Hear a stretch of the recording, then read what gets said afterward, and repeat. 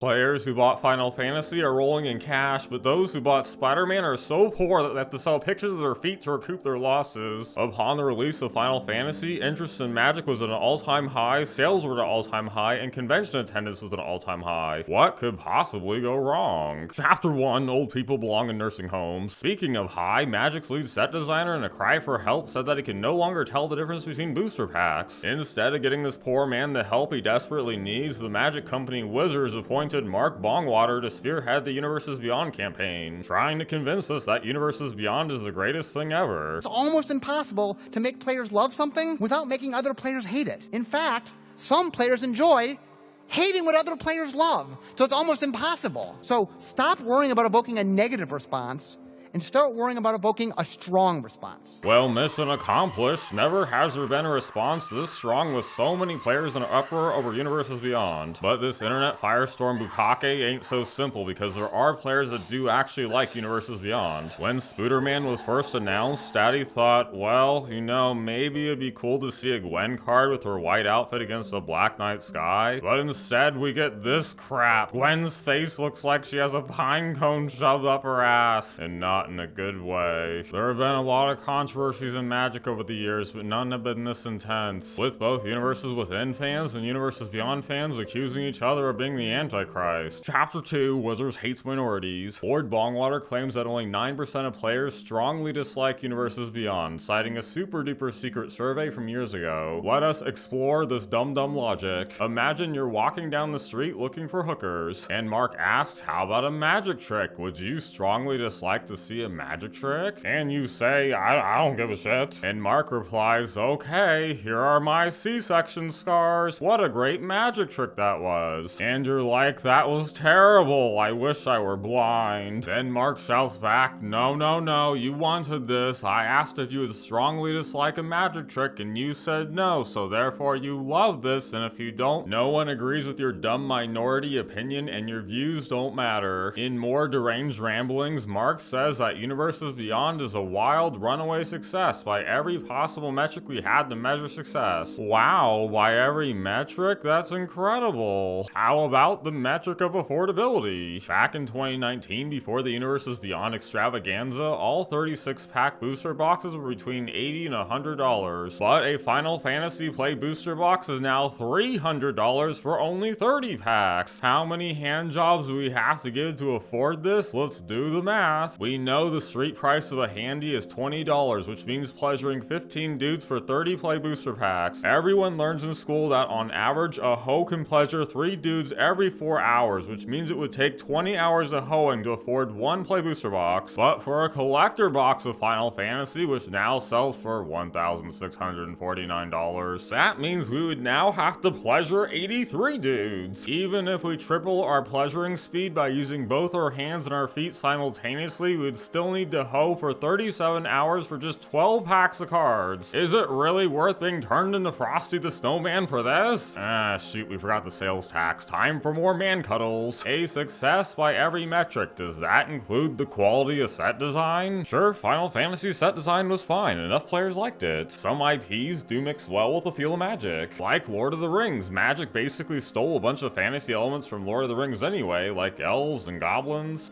So in a way, Magic and Lord of the Rings have always shared a universe. Perhaps the best flavor win of any Universes Beyond card is this giant chicken from Avatar. To enter the library, the main characters are told they have to provide some worthwhile knowledge. Because drawing cards in Magic is like gaining knowledge, everything lines up perfectly. The chicken only appears in 1 episode of the main series, just enough time for us to learn about the character, but not make the character so complex that you couldn't capture it all on a Magic card. If every Universes Beyond card were this fitting, we would not be having this conversation, but there are a lot of sets coming next year. For most, perfectly capturing a character on a Magic card is simply impossible. That brings us to Spooderman. And if you look at the main mechanic of the set, web slinging, how exactly is returning a tap creature to hand indicative of something that Spider-Man would do? This ability seems like a better match for, I don't know, like the upcoming abort it mechanic that will be found in the child support secret universes, whatever it's called. And this gets at the problem with superhero sets in general. Yes, Spider-Man is known for swinging, but he also has super strength, super speed. You could give every superhero first strike or ward or hexproof, and all that would kind of make sense if you think about it hard enough. I mean, would the Flash have haste because he's fast, or would the Flash have flash because of his name? Some generous players are giving Wizards the benefit of the doubt, saying that Spider-Man was just a one-off flop and that future Universes Beyond sets will be amazing. But with the new Teenage Mutant Ninja Turtles spoilers coming in, and yes, this is real, things are already seeming a little sus, as the kids say. There's a mutagen mechanic in the set, and you think, well, mutagen sounds cool. I wonder what it could be. It's literally put a 1/1 counter on a creature. That's it. This is super generic and could have been used for anything, like a penis enlargement ability. That would get a strong response. I like turtles. A success by every metric. How about player engagement? Card shops worldwide reported that Spider-Man had the lowest attendance of any pre-release ever. It certainly didn't help that other than the Soul Stone, every main set card in Spider-Man is worth less than $16. So it seems that Universes Beyond is a success for every metric that Wizards cares about, which is only one: how much money they make so they can buy more crack. Chapter 3, Wizards smokes crack while designing their cards. From the start of Magic in '93 to 2019, we players didn't know just how good we had it. This was a wondrous time before collector boxes, secret layers, and crossovers. Magic wasn't about fancy art and cultural references, it was about making Magic as fun to play as possible. Wizards designed their cards 2 years ahead of time to make Standard, Modern, and Legacy the main formats of Magic balanced and fun for everyone. By designing cards to support fun decks and diminish the unfun decks, Magic was magical. But the last few months of 2019 would contain the most tragic event since the creation of Poopy Time Fun Shapes. Wizards printed cards that were obviously not play tested at all. Oko, Once Upon a Time, and the Big Ho himself, all very much overpowered. This atrocious and careless design would require 4 emergency bans in Standard and 4 emergency bans in Modern in a span of just a few months. For comparison, not a single card was banned in either of these formats in the year prior. What could have distracted Wizards to a point where they wouldn't have time to playtest their own cards? The crack, but also the following. In the final months of 2019, we had the full digital release of Magic Arena in September, the first collector booster boxes in October, and the first secret layer in December, gouging players for a nutload of money that Wizards spent on getting so high that they can no longer read their own cards. Typos on Magic cards used to be almost non-existent. Now all of a sudden they were everywhere. Sometimes you draw a card and sometimes you draw card. Counter spells are now sorcery speed. Instead of a bounty counter, you get a bounty county. Wizards set designers who normally prioritize designing cards to improve their formats now only cared about crossovers with other IPs, beginning in March 2020 with the Godzilla crossover. God hated this crossover so much that he decided to take the Godzilla Corona card and unleash it upon all of us that exact same month. Equally devastating was Wizards card designers, instead of asking themselves how do we make our formats better, instead fully occupy themselves with the following questions. Is it racist or not racist to make Aragorn black? How many chromosomes should SpongeBob have? How big do we make Laura Croft boobers? And how many rainbows should Rainbow Dash shoot out her asshole? With a Star Trek set coming next year, a lot of us are wondering if any crossovers off limits. Surely Magic would never do a Harry Potter set. The author is deranged. A Harry Potter crossover would be PR suicide. Allahu Akbar.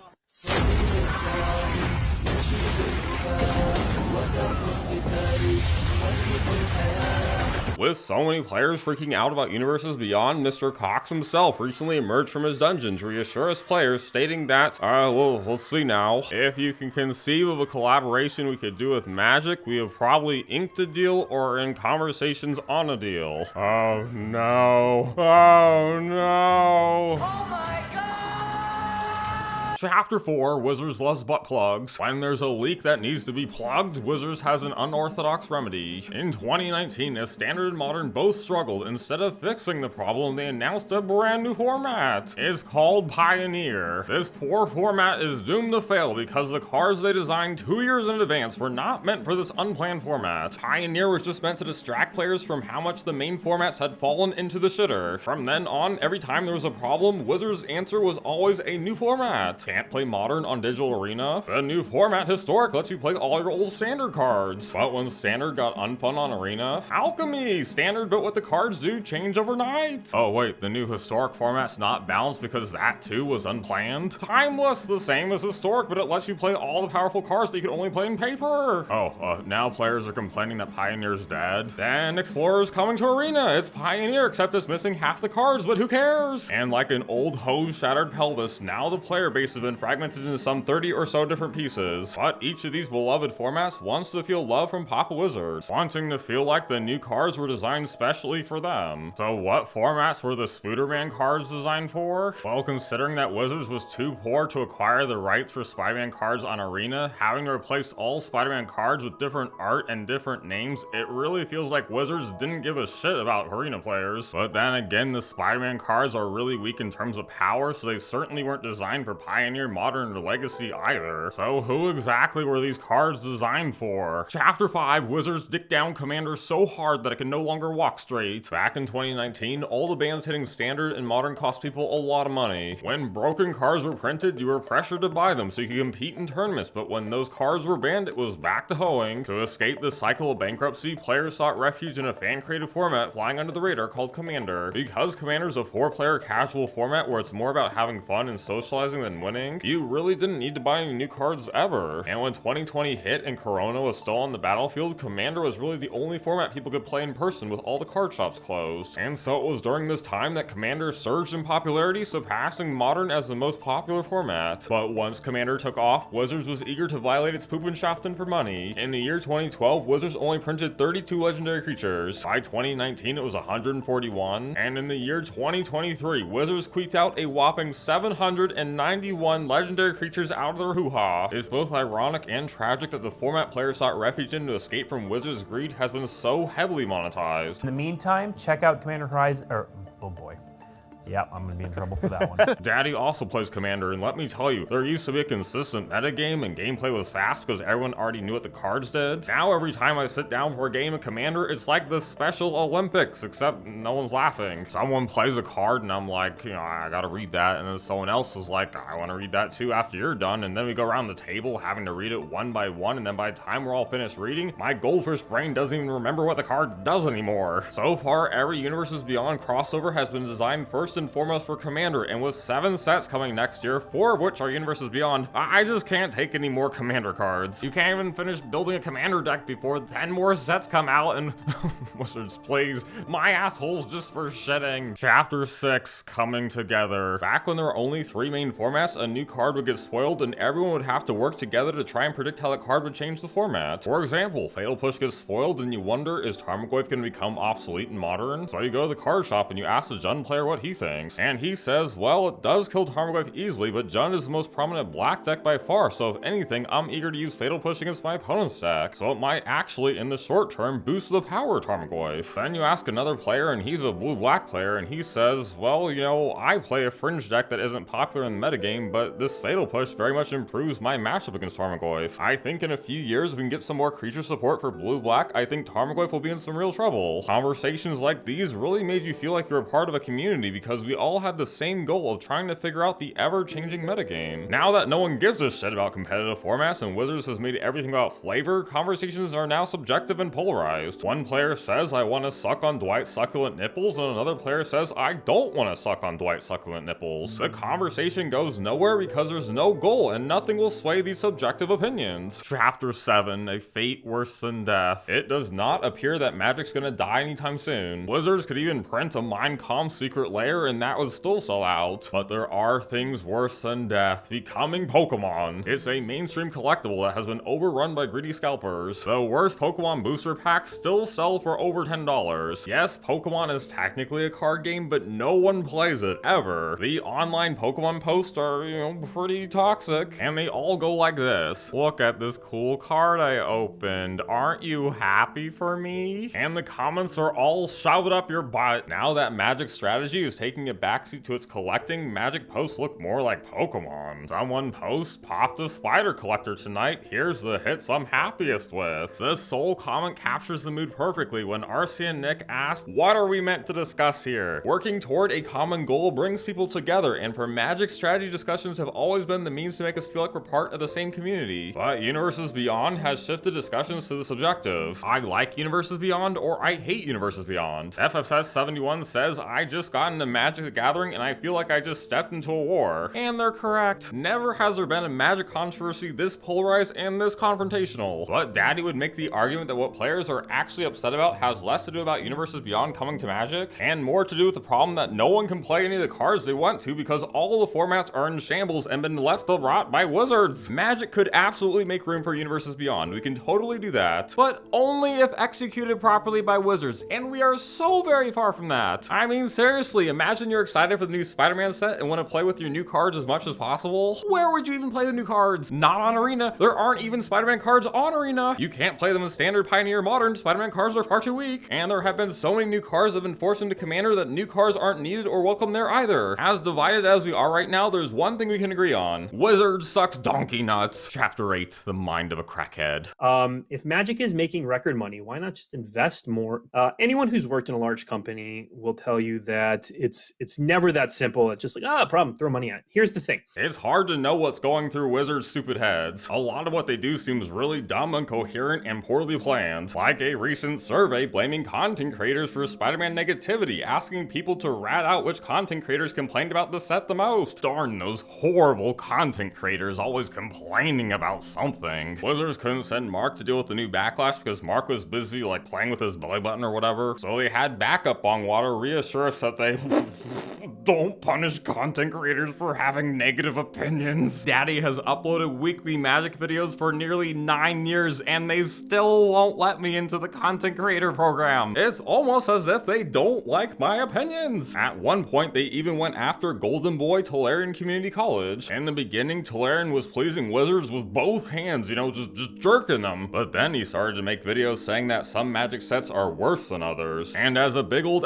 FU for giving his opinion, Wizards refused to give Tolarian Community College a spoiler for Strixhaven, the set about college and professors. It's the Magic College set, and Tolarian Community College wasn't invited to participate in previewing the set. Mark Bongwater, in More Deranged Rambling, says that if players aren't happy with the format, they should just make a new one themselves. This statement breaks the most important rule of all. Everybody knows you never go full retard. We players are out here jerking off 83 dudes for 12 packs of cards. Now Wizards expects us to design their formats for them? Our hands are far too sticky for that. Chapter 9, My Asshole's Just for Shitting. You can't control the wind, but you can adjust your sails. We can't prevent Wizards from acting slow in the head. They wanted a strong response from us, and they got it. But what Wizards is too high to realize is that Newton's third law states that every action has an equal and opposite reaction. Just ask my classmate from grade school who flew back out of her chair after I farted into her mouth. A community reaction this big will force Wizards to do something drastic. Knowing Wizards, that will likely mean the creation of a new Universes Beyond only format. They'll probably call it something dumb like the Beyond format, but I think that they will be forced to go beyond that. Wizards thought that they could fondle us time and time again, tossing our salad without end. The community is finally saying enough is enough. We've put up with so much of Wizards bullshit. They've increased prices exponentially, but they've given us nothing in exchange for our loyalty and our sacrifices. It's time that we all stop and tell Wizards my asshole is just for shitting. They're not term and legal. They have a different back. The package comes with 4 booster packs. Okay. It's $999. There has never been a Magic release more befitting a place of honor on your mantelpiece than 30th Anniversary Edition. So right now, what I need is for you to climb down out of my ass. We're going to bring back MSRP. The white fans out there are not disappointed with this one. I think we've gotten our feet under us when it comes to designing Universes Beyond. We are saying all these future Universes Beyond sets, when they come out, they're going to be legal in every constructed format we offer. You're a stranger. Stay away from my danger. Do we expect Wizards to slow down the pace in which sets are released to give players time to catch up? I mean, the short answer is not really. That's right, do you hear that, Wizards? You owe us big time. We demand affordable card prices, balanced formats, and bigger titties. I'm talking comically large titties, some real gazungas. We will settle for nothing less, and let Wizards in the world hear loud and clear that our assholes are just for shitting.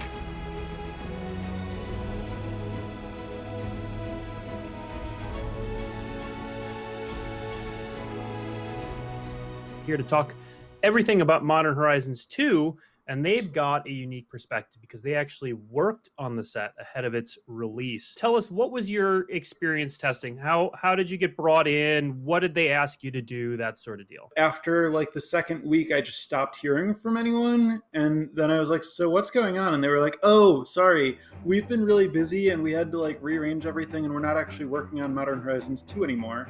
We're going to do that later. Your contract will be over by then, so we don't have any more work for you. We'll talk to you again when we get back to actually working on this set. We'll see. You're a stranger. Stay away from my danger.